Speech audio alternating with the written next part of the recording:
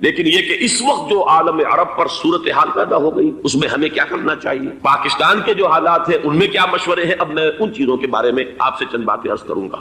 پہلی بات تو یہ ہے کہ مشرق وسطیٰ کے مسئلے میں اس کے پس منظر کو سمجھ لینا چاہیے۔ ہمارے بہت سے احباب جو ہیں وہ فوری طور پر وقتی صورتوں کو جیسے کہ حالات و واقعات ہوتے ہیں صرف انہی کے اعتبار سے رائے قائم کرتے ہیں، چیزوں کا پس منظر جو ہے نگاہوں کے سامنے رہنا چاہیے۔ اس صدی کا ایک مختصر سا نقشہ ذہن میں رکھیے، یہ 20ویں صدی کے آغاز کے وقت جسے ہم پورا کہتے ہیں مڈل ایسٹ، بلکہ صرف مڈل ایسٹ نہیں، پورا شمالی افریقہ سلطنت عثمانیہ کا حصہ تھا، خلافت عثمانیہ۔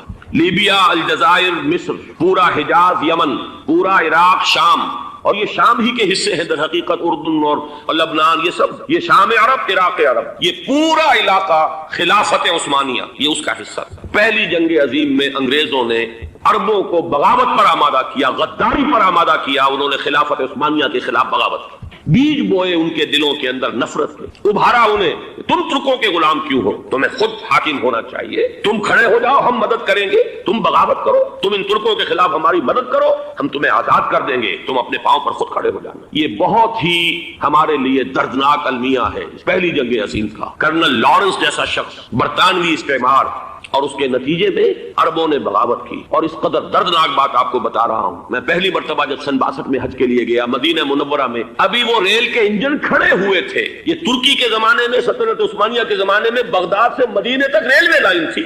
یہ پورا ایک عالم سلطنت عثمانیہ، صرف سلطنت نہیں، خلافت عثمانیہ، پوری ٹرینیں جو ہے ترکوں کی اڑائی گئی، ہزاروں ترکوں کو شہید کیا گیا، یہاں تک کہ صحن حرم میں شہید کیے گئے سینکڑوں ترک۔ یہ جرم تھوڑے نہیں ہے، معمولی نہیں۔ آج جس کی سزا مل رہی ہے معلوم ہونا چاہیے کہ وہ جرائم کون کون سے تھے۔ اب بھی جو لوگ گئے ہیں انہوں نے دیکھا ہوگا ترکی کا قلعہ موجود ہے اوپر پہاڑی کے اوپر، حرم کا جو سب سے بڑا دروازہ ہے باب ملک عبد العزیز، اس کے سامنے ایک لائبریری ہوتی تھی، اب تو غالباً وہ بھی گرا دی گئی ہے، اس کے پیچھے پہاڑی پر ترکوں کا قلعہ ہے پرانا، اس پر توپیں موجود تھیں۔ جب بغاوت ہوئی ہے، جو حرم میں آئے ہوئے تھے ترک فوجی، ظاہر بات ہے نہتے، وہ تو نماز پڑھنے آئے ہوئے تھے، ان کو وہاں ذبح کیا گیا ہے، اور ترکوں نے اپنی توپیں استعمال نہیں کی کہ کہیں بیت اللہ کو کوئی اذن نہ پہنچ جائے۔ بہرحال یہ غداری ہوئی ہے پہلی جنگ عظیم کے دوران، اور نہ صرف ترکوں کے، عربوں نے کی ہے۔ جیسا کہ میں نے کہا تھا، دو ہیں سب سے بڑے مجرم روئے ارضی کے اوپر امت مسلمہ کے طبقات۔ ہمارا پنجابی سپاہی بھی جا کر انگریزوں کی مدد کر کے ایلن بی کو قبضہ جو لے کر دیا بغداد کا، اس میں ہمارے مسلمان پنجابی سپاہی بھی شامل۔ یہ خون چکاں باب ہے ہماری تاریخ کا اس صدی کا۔ لیکن اس کے بعد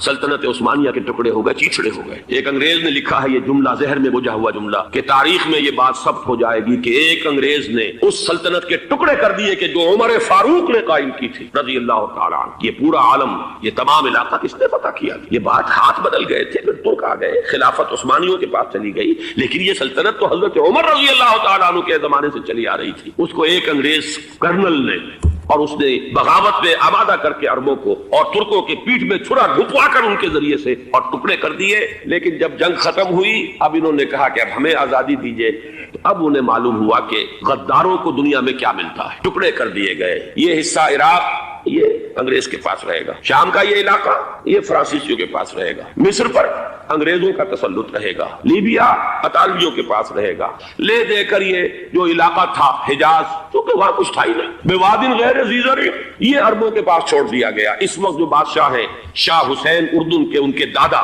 سب سے بڑے غدار وہی تھے، لہذا ان کو اس علاقے کی بادشاہت دے دی گئی۔ اس کے بعد نجد سے ایک تحریک اٹھی ہے، وہ سعودی جو خاندان ہے وہ نجد سے اٹھا۔ نجد میں اس وقت کچھ بھی نہیں تھا، وہ تو صرف ریت کے تودے تھے اور کچھ بھی نہیں، لہذا ادھر کسی استعماری قوت کو دیکھنے کی ضرورت ہی نہیں تھی۔ وہ تو بعد میں تیل برآمد ہوا اور اس کی حیثیت ہو گئی، اور یہ امارات کا علاقہ جو ہے اس کی دنیا میں اب گویا کہ یوں سمجھیے کہ جو سب سے زیادہ اہم علاقے ہو سکتے ہیں روئے ارضی کے نقشے پر، ان میں سے ایک وہ ہو گیا۔ لیکن یہ اس وقت کی بات میں کر رہا ہوں، کوئی حیثیت نہیں تھی، لہذا اس کو چھوڑ دیا گیا۔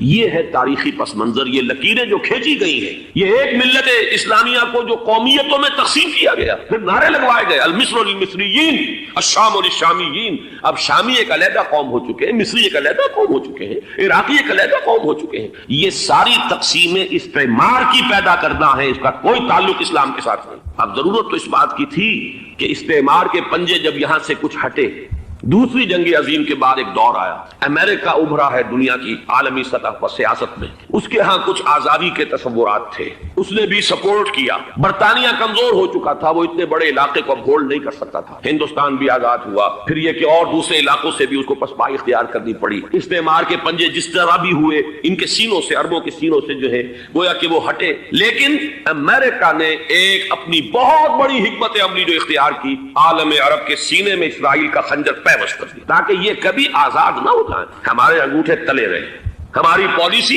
گراؤنڈ کرے۔ یہ استعمار کا دوسری جنگ عظیم کے بعد جہاں برطانوی استعمار، فرانسیسی استعمار رفتہ رفتہ یہ ہٹنے شروع ہوئے۔ صدر ناصر نے انگریزوں کو اٹھا کر پھینکا میڈیٹرینین میں اور دوسرے جگہوں سے، الجزائر نے آزادی حاصل کی فرانس سے، اطالویوں سے جو ہے لیبیا والوں نے آزادی حاصل کی، یہ ہو گیا، لیکن ایک خنجر پیوست کر دیا گیا اسرائیل کا سینہ عرب۔ اس صورتحال میں ظاہر بات ہے کہ ایک تو بڑی آئیڈیل پوزیشن تھی کہ پورا عالم اسلام متحد ہو، لیکن وہ تو بہت دور کا خواب معلوم ہوتا ہے۔ علامہ اقبال سے بڑا کوئی نقیب نہیں ہے ملت اسلامی کی وحدت کا۔ ایک ہو مسلم حرم کی پاسبانی کے لیے، نیل کے ساحل سے لے کر تا خاک کاشغر، لیکن انہیں بھی اپنے لیکچرز میں کہنا پڑا کہ اس وقت جو صورتحال ہے پورے عالم اسلام کی ایک وحدت بن جانا تو تقریباً ناممکن نظر آ رہا ہے۔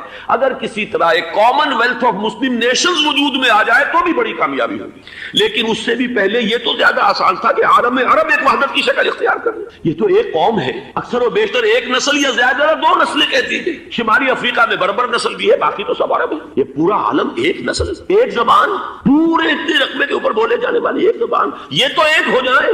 افسوس یہ ہے کہ اس کا ایک ہو جانا، ایک شخصیت ابھری تھی جو مذہبی مزاج کی شخصیت تھی، جو دینی مزاج کی حامل شخصیت تھی، اگر اس کی قیادت میں عالم عرب متحد ہو جاتا تو واقعتاً ایک بہت بڑا جو ہے مرحلہ وہ طے ہو جاتا پوری عالمی ملت اسلامیہ کی ایک وحدت اختیار کرنے کا۔ وہ شخصیت تھی شاہ فیصل شہید کی، اور اس لفظ کے ساتھ ہی آپ کے ذہن میں آ گیا ہوگا کیوں انہیں شہید کر دیا گیا، کس نے کیا کرایا، کہاں سے تعلیم حاصل کر کے آیا تھا وہ جس نے شہید کیا شاہ فیصل شہید کو، اس کی گردن پر کون سوار تھی، وہ یہودی لڑکی کے جس کے فوٹو بھی شائع ہوئے کہ گردن پر اٹھائے کھڑا ہوا شہزادہ اپنی ایک یہودی دوست کو، لڑکی کو، اور وہی ہے کہ جس نے جا کر پستول سے شہید کیا ہے۔